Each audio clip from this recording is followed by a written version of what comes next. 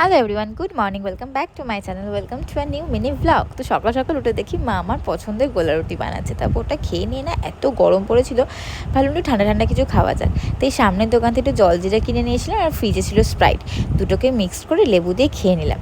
আর তারপরে আমার একটা ডেলিভারি এসেছিলো, এটা অনেক দিন ধরে আসবে আসবে করছিল, আসছিল না। তো ফাইনালি সেই ইম্পর্টেন্ট জিনিসটা এসে গেছে। তো ওটাই আমি এখন মিলিয়ে মিলিয়ে নিচ্ছিলাম যে সব কিছু দিয়েছে কি না দিয়েছে। তারপর এগুলো সব নেওয়ার পর আমি বাপের সাথে একটু বেরিয়েছিলাম, আর আমাদের পাড়াতে ছিল কালী পুজো। তো তাই জন্য এত সুন্দর লাইট দিয়ে সাজিয়েছিল জায়গাটা। শনিবারে কিছু একটা কালী পুজো ছিল। তো আমি ফেরার সময় ভাবলাম যে একটু ওখানটা ভিডিও করে নিই।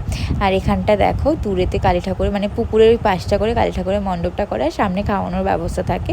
তো এটা হচ্ছে মায়ের বেদিটা। তো বাড়িতে এসে একটুখানি পনির রান্না করবো ভেবেছিলাম, মানে রান্নাটা আমার দিদাই করছিল, দিদাকে বলেছিলাম যে রান্নাটা করতে। তো রাতেরবেলা মেনুতে ছিল কিনা যে পনির আর লুচি, আর তার সাথে ছিল মিষ্টি।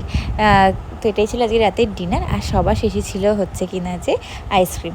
তো আজকের ভিডিওটা তাই ভালো লাগলে সাবস্ক্রাইব করো, বাই।